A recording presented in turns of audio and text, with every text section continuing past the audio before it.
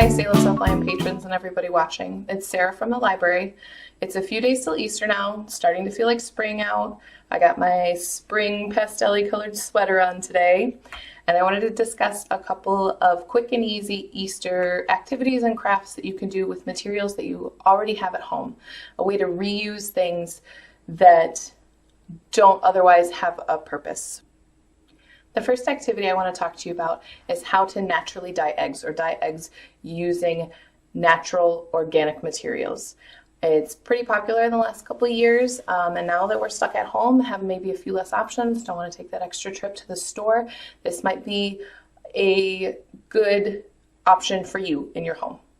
So if you're not already familiar with it, the library subscribes to a database called Creativebug that's specifically crafting videos and tutorials for all different types of crafts, and it's free for you through the library website with your library card. I found a video on there on how to naturally dye eggs using things like red onion peel and red cabbage, turmeric, beets, carrots, all kinds of different produce and produce waste that you might already have at home. Myself, growing up, we used to dye eggs using onion peel. It was just something that we always did in my dad's household.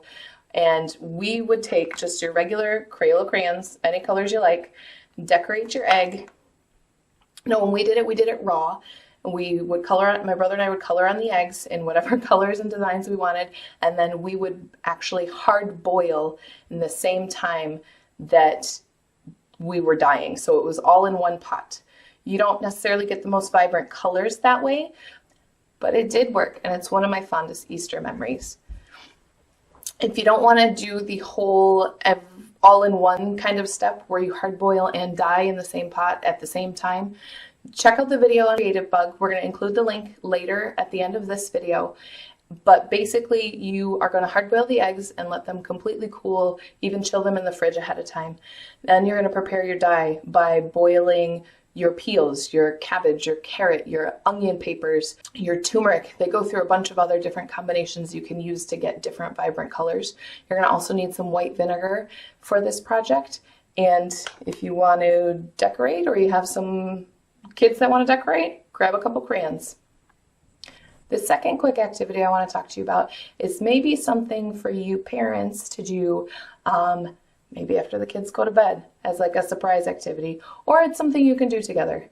I went the surprise route, so my kids have no idea this is coming, but they've been really into fossils and digging for dinosaurs lately, and have my entire bed in front of this kitchen window here outside tore up, and it is their excavation site basically.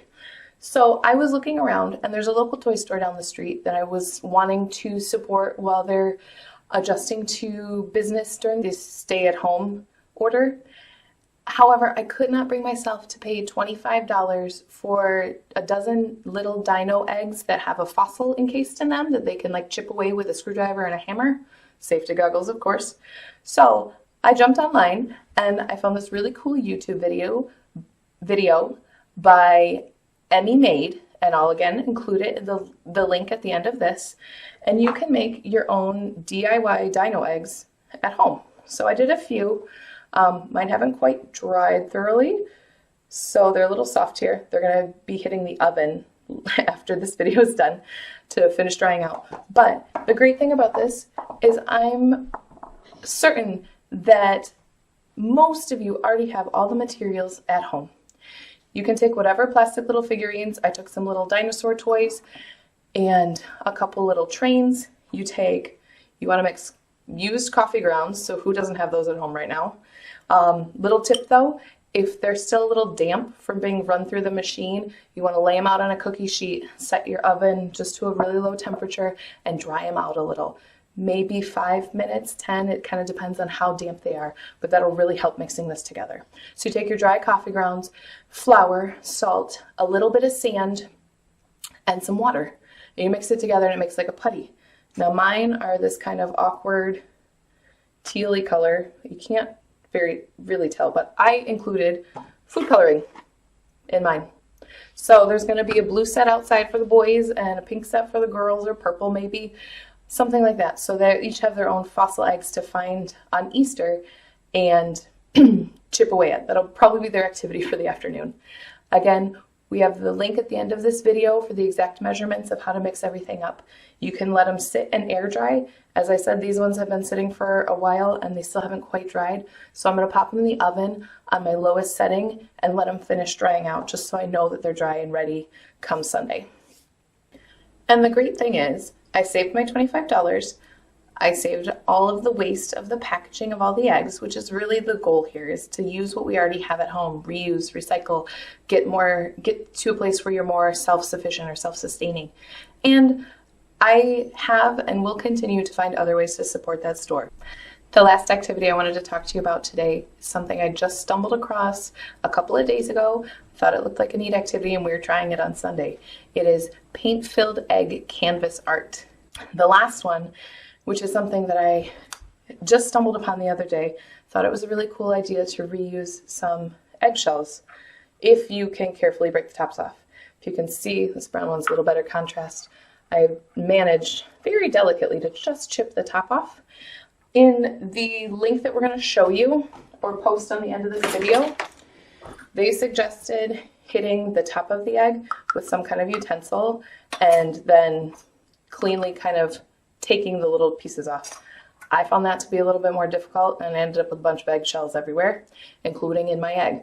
So I have a really good sharp-edged bowl, and I just would delicately crack all the way around the top of the egg on the edge of that bowl, and then I was able to pull it off almost in one piece, or a couple bigger pieces, much easier to separate. Then you want to dump the egg out and rinse it and let it dry. These ones have been in the windowsill for a couple days. They're completely dry. It doesn't take long for the drying method. But the fun thing is, after that, you take some paint. I have some just regular washable kid paint, and you can fill these up. I wouldn't go quite to the top.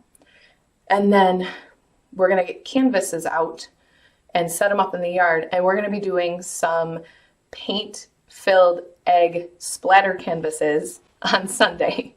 Now, the link that we are going to list for you at the end of this video, they suggested taking a little bit of glue or Mod Podge or whatever kind of gentle adhesive you have, putting it around the egg, and then putting a little piece of tissue paper over.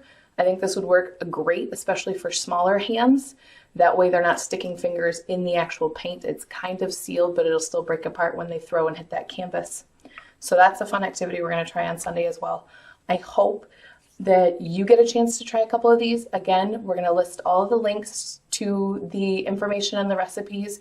Check out that Creativebug on our website, guys. It's free to you. They have tutorials for everything.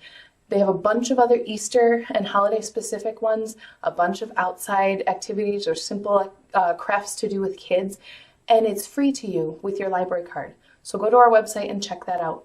Till next time, take care, stay safe.